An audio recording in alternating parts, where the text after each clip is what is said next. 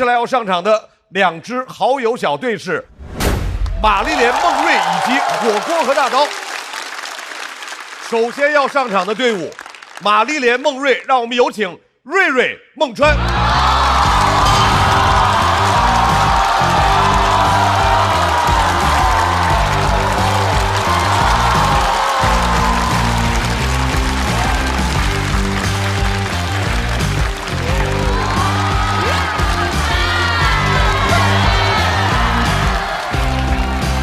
大家好，我们是玛丽莲梦瑞，让你们心碎。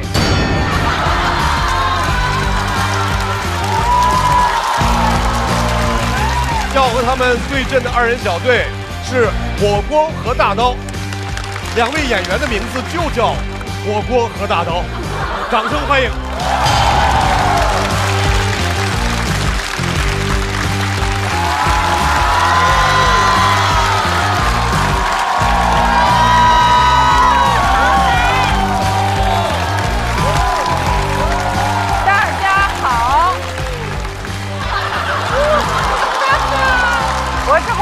我是王大刀，我们是火锅和大刀。口号呢？我们的战队口号是嗷嗷嗷嗷嗷。说这么久啊？走吧。好，我不走了，谢谢。马上要出场的是玛丽莲·孟瑞队。这位朋友特别有特点，一张少年老成的脸人到中年但是仍然拥有着和年龄不匹配的真诚脆弱，让我们掌声欢迎瑞瑞。瑞瑞。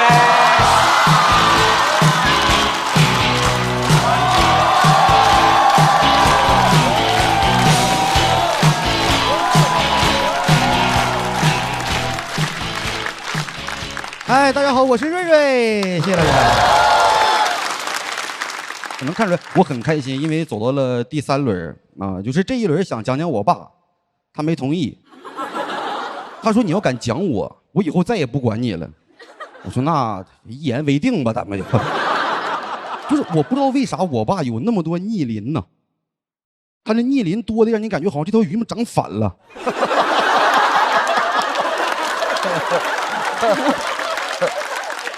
真的特别多的规矩，比如他不让我踩井盖。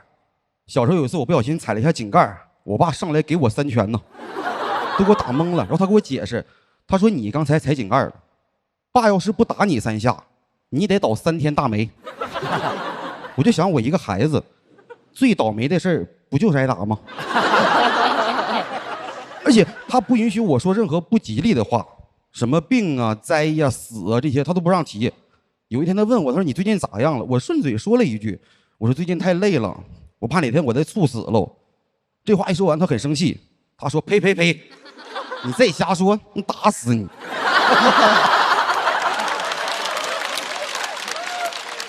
他不喜欢我那个死法。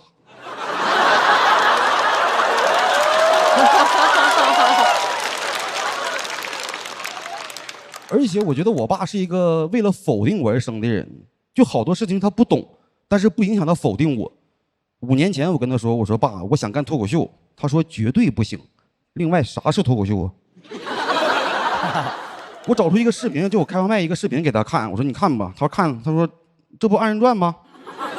我说你再往后看，再往后看，他看一会儿，他说你搭档呢？我说我想干这个，因为我说我喜欢舞台，在舞台上光芒耀眼。他说那你就不如跟我干，啥行业能有爸耀眼呢？我说那倒是，谁能有你耀眼呢？我爸是干电焊的。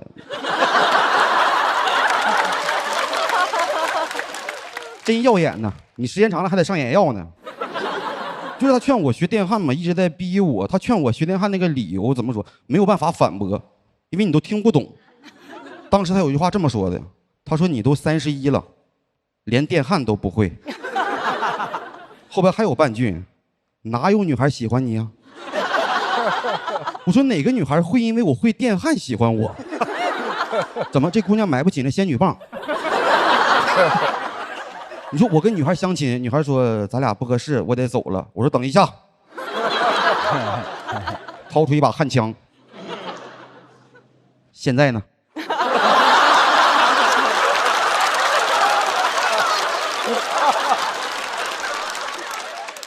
他说：“那我得跑了。”我也不慌，因为门我已经焊死了。拿这个劝我，我爸说他这叫话糙理不糙，但是我觉得话糙理不糙是虽然我的话很糙，但他有道理。他觉得只要我的话够糙啊，他必然有道理。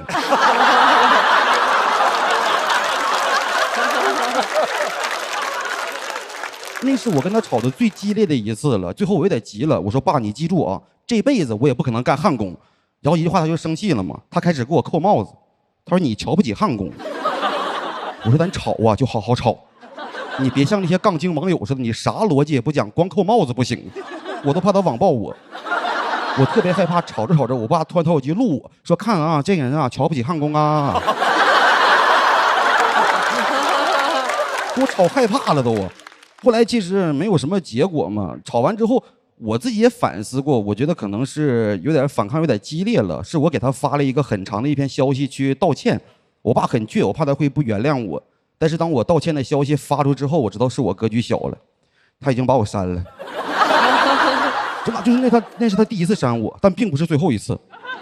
给我删害怕，当时我跟我朋友抱怨，我说完了，我说我爸删我了，我朋友还安慰我呢，说没事，老人都这样，我爸也删我，有时候脸都删肿了。我说不是那个意思，就我俩是从那一次开始之后吧，关系确实是不太好。怎么说，情同父子吧，可以说是。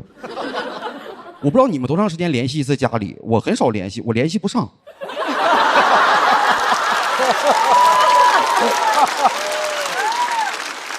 我俩确实一直是有隔阂吧，一直到前年5月份发生一个事儿。前年5月份，我爸突然心梗，然后在老家的医院做了一个支架手术。当时是只有我能赶回老家医院去照顾他。我说实话，一进医院有点心酸，因为就在我心里边，我爸顶天立地。我这辈子第一次看他那种状态，就是一个刚强了一辈子的小老头，穿着病号服躺在病床上发呆。他对死亡充满了恐惧。比如说早晨医生会巡房，第一个就来看他。看完之后会跟我嘱咐几句，然后医生就走了，他就很紧张。他问我，他说：“儿子，完了，那赵医生今天咋不怎么笑呢？”我说：“人家第一个就来看咱们，那开场就是很不容易呀。”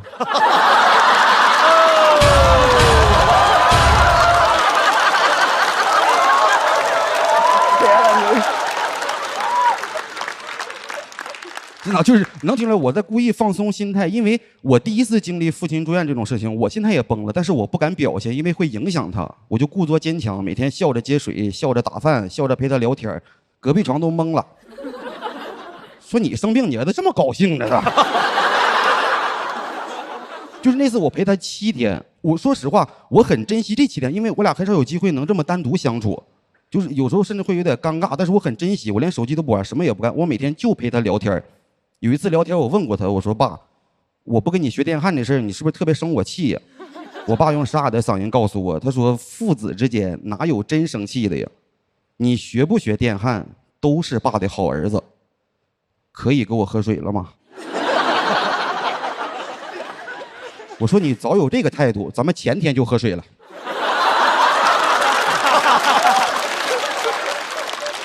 我说：“你声音有点沙哑了你。”就是我在调节气氛，当时因为太害怕了，害怕的原因是他手术做完了，还有一个叫48小时的危险观察期，你要等医生一个准确的通知。就那2天心理压力有点太大了，就我每一分每一秒都在祈祷，特别害怕。然后直到医生找到我，亲口跟我说，他说你爸没事了，还有点时间，咱再观察一下就可以出院了。我那么多天都没哭，听完这句话反而眼泪一下就出来了，然后我哭着回到病房。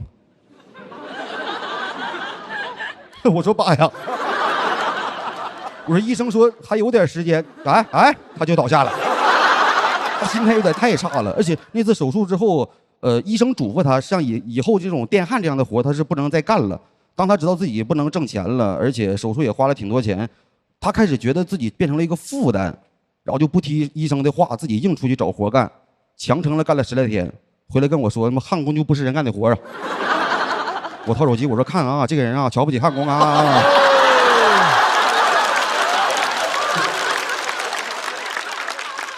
就是他现在变得柔和多了。他有一天甚至问过我，他说脱口秀到底是啥？好干吗？累不累？我说还行啊，我说因为有挺多观众还挺喜欢我的，我开始跟他分享。我说有一次演出特别成功，特别炸，然后有一个观众给我买了一杯奶茶，他憋了一会儿之后，他问我，他说是他主动给你的吗？我说我还能抢人奶茶喝吗？但我不敢这么说，我说是主动给我的。他又憋了一会儿，他说那你跟人家说谢谢了吗？我就感觉他没有什么东西可以交给我了。我为了让他放心，我说你放心吧，我说了，我说我每次都说，我说谢谢大家，我是瑞瑞。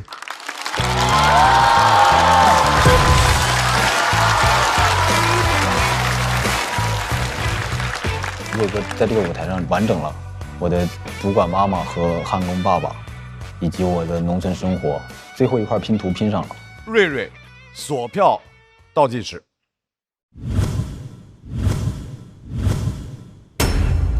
谢谢大家，谢谢大家，谢谢大家。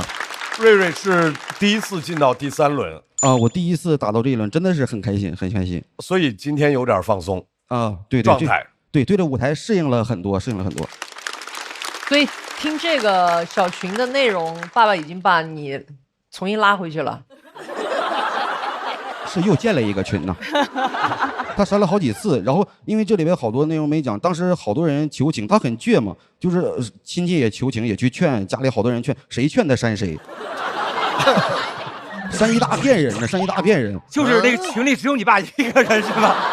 那叫群啊，我那还行，我每个人家里都有一个群哈，都是那种群，相亲相爱群啊。对我们家就是说都是亲人，不是客人，叫无客群。无客群还行，就是瑞瑞太棒了，我跟邵光老师每回看见瑞瑞的这种爆发，都特别为你开心。邵光老师说你跟新了一样，对吧？跟重新长出来一样。哇，你是新的瑞拉，你是新的瑞拉。没有一句正经话。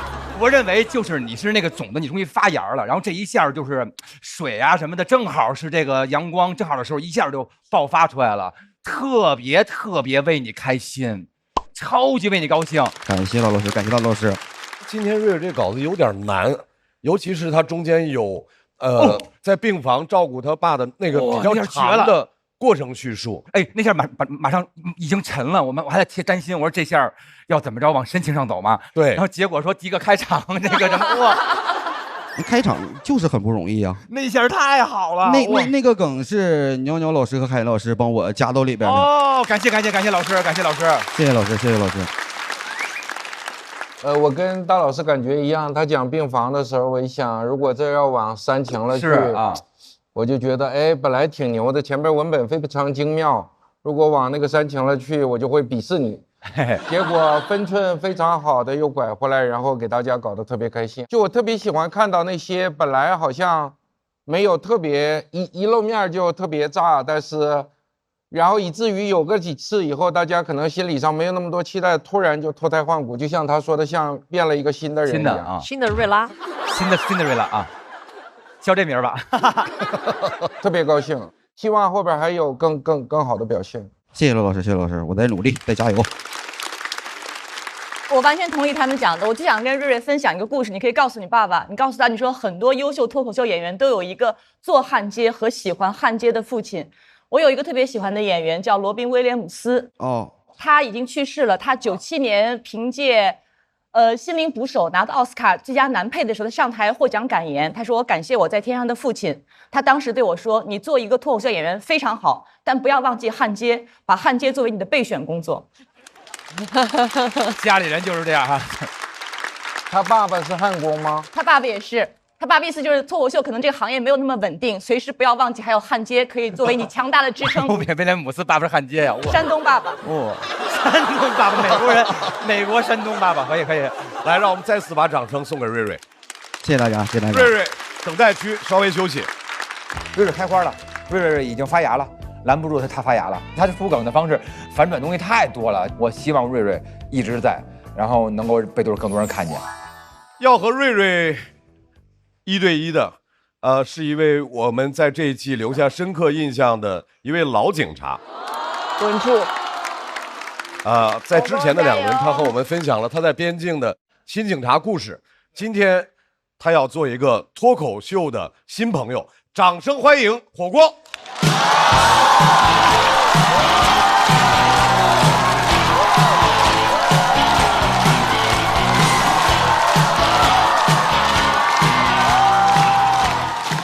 大家好，我是火锅。请记住刚才那一刻，那一般是我段子最响的时候了。啊，我以前呢是一个云南的边境警察，做了10多年了。哇，谢谢谢谢。我其实会有一些职业习惯。几年前呢，我妈让我去相亲，相亲对象是她同事的儿子，姓张，是一个卖玉石的本地人。见面以后，张老板开口就是：“哥们，我去泰国玩的时候，随手买了点串儿啊，小郭，你看你喜欢哪个就拿啊。”我看到的是张某，籍贯云南，身份证号530开头，假装北京人。真是假装北京人。鞋上有泥，串儿是假的。喜欢哪个就拿是吗？哼，我想捉拿。张某就开始找话题，问我：“哎，你觉得你觉得是什么东西？觉得是什么？边水往事儿配的真吗？”我听到了什么？我说：“我没怎么看过啊。”他说：“哟，边水往事拍这么好，你不看？”我说：“你下班了还看自己上班的监控录像啊？”那天张某给我聊了他在泰国的产业，我给他讲了裸聊的案子。工作和爱情总得占一个，我俩没成，这也算反诈宣传。后来我妈他们单位就传开了，说他女儿是警察，专门缠人裸聊。其实这些都是小习惯，无伤大雅。但是有些习惯真的会让我很难受。之前我是一个老警察嘛，现在是一个新人演员。来参加这个节目的时候，我其实会忍不住下意识地观察其他演员。这些人啊，一个都藏不住事儿。坐在选手区说：“没事，我不在乎，我有正经工作，淘汰了我就去上班。”哎，你说这话的时候，你在搓你的裤子，你知道吗？你裤缝线都被你搓开了。7。我问一个老演员，我说我这篇怎么样？他说：“哎，没事儿，放心演，你学学我，放松演。”你说这话的时候，你眼睛一直往右瞟，你知道吗？志胜。我说完了，完蛋了！我现在唯一的方法就是往里面加梗，对吗？他说就是放轻松。比如我也会观察俱乐部老板，一群人坐在那儿，整期节目也没几个镜头，只有采访编剧的时候会坐直了。现在坐直已经来不及了啊！警察还原现场了。但是演员一仗，他们两眼放光，你以为他们是来加油的？哼，是来进货的。这边是导师，这边是爸爸。我们老板吴阳，说他的名字是因为根本没人认识他。吴阳看我表演真的太明显，我的梗只要没响，他的头发就开始冒油。他要是做嫌疑人，5分钟就招了。我还会观察嘉宾老师，有位老师是谁我就不说了啊，挺难猜的。他会在椅子上反复的开合跳。是我吗？哦，没，终于不是到我了啊！演员的梗一直翻，他也一直翻，我都担心他翻到椅子后面去。演员讲完，运动目标已达成。上一场我演的时候，那位老师开合跳了一下，然后就彻底坐定了。我知道完了，运动目标达不成了。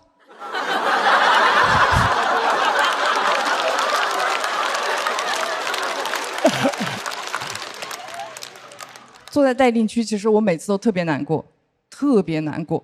我想着，我在谴责我自己，你们知道吗？我想着你来都来了啊，总得给这个节目带来点什么吧。我坐在那儿胡思乱想，我想起张学友演唱会的时候，总能在观众区抓到通缉犯。我想着，要不要我观察观察观众吧？要是不能带来点什么，就带走点什么。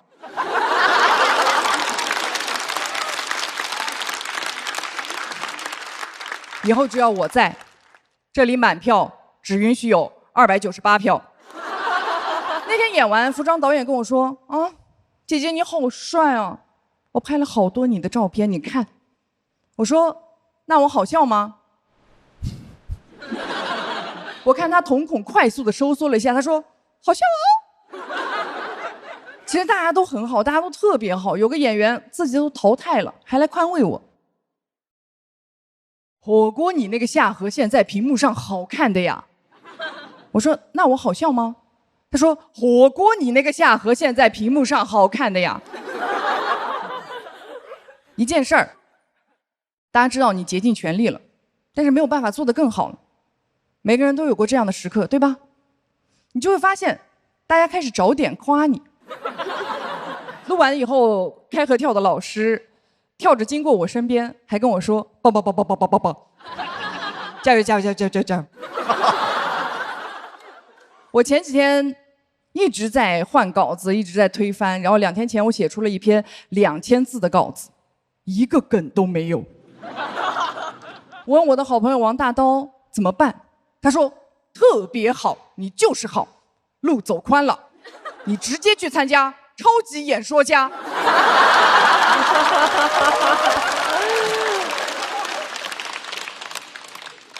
不知道夸我还是骂我。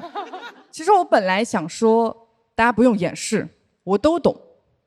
直到上次王大刀他在台上起舞，帽子掉了，我们老板头也冒油了。大刀觉得自己没演好，我说特别好，你路走宽了，你直接去参加这就是街舞。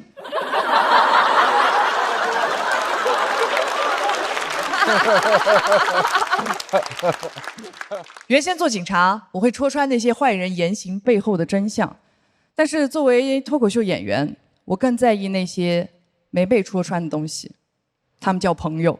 谢谢大家，我是火锅。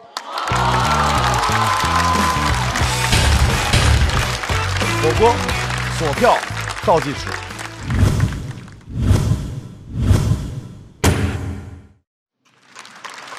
我觉得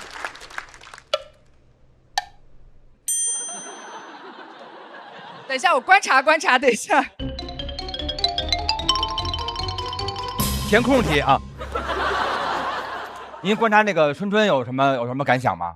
春春老师啊，他笑得特别开心的时候，他就会2只手。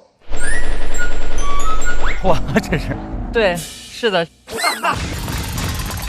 哦，两边这样的。对对。然后罗老师特别开心的时候，他会手扶着他的膝盖，然后开始腿微微的抖。赵丽蓉。啊，然后他左右看就知道要拍了。其实上一轮我演的时候看了一下，一个没抖腿，一个没开合跳。其实今天有点可惜，你这个整个作品打磨时间不够，对吗？是2天。因为特别好的2段是刚开始相亲的时候，你从警察的视角去看这个男人，然后后边那个也是从警察的视角，比如说看同行、看观众、看什么。你这个完整的作品，我觉得如果全是用警察视角看世界、看各种各样的人物，是一个非常牛的，别人根本写不出来的东西。谢谢罗老师。整个打磨明显不够，所以它不够精巧，还是有点糙，所以中间有的时候比较长的一段没有梗，会有这类的问题。但是我是觉得，以你这个宝贵的经历，是特别值得用这个甚至做一个专场都是别人完全做不了的一个东西。谢谢罗老师。我想问一下火锅，你碰见那假北京人的那个人是哪儿人呀？他是就是在云南德宏卖玉石的，但是他去过北京，从此我不知道为什么他回来以后就一直在讲北京话。他就装北京人，他说我觉得儿是，对，他的儿化音永远不在一个正常的地方。他管德念成嘚儿是吗？那我觉得儿，我觉得刘德往事，我刘德华，对对对，郭德纲，我太可爱了。乱加儿化是个特别可怕的事。对对对，有一个广东的小朋友啊，然后想学儿化啊，就是那个《10个晴天》里面的一个啊，然后他指着那个路边的那个石头，然后特别认真的跟我说张老师，你看石子，我说什么？说石子啊，他要说石子儿。知道，他不知道把那个儿化加在前面后面就会乱加，所以他刚才那个嘚儿嘚儿，我确实也觉得挺好笑的，挺好笑的。张手干。来，我们也请瑞瑞回到台上。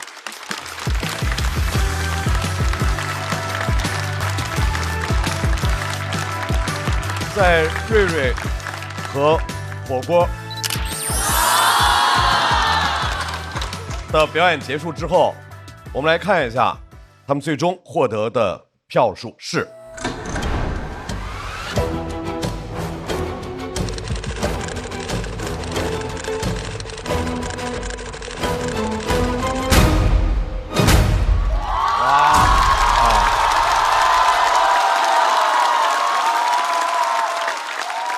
我其实在这儿祈祷，你知道吗？我知道就是票不会太高，你应该也知道对吧？说实话，因为那篇稿子就是不是很成熟，就是它的那个结构和素材是很好的，就是因为时间太短了。我当时就祈祷200，我都不祈求201票了。我说老天爷啊，200吧，给我2个0和1个2吧。在这个阶段，瑞瑞获胜，不过还需要再等待你们的搭档。看看他们能给你们这个团队贡献多少。再次把掌声送给瑞瑞火锅。我的素材很多，但以我现在太新了，技术处理不了，一直在推翻，一直在重新写。最后这篇是前天弄出来，然后不停的改。那我们俩去参加超级演说家吧。我是觉得这篇稿子其实就配那个票数，就配那个票，观众的判断是对的。我其实觉得很知足。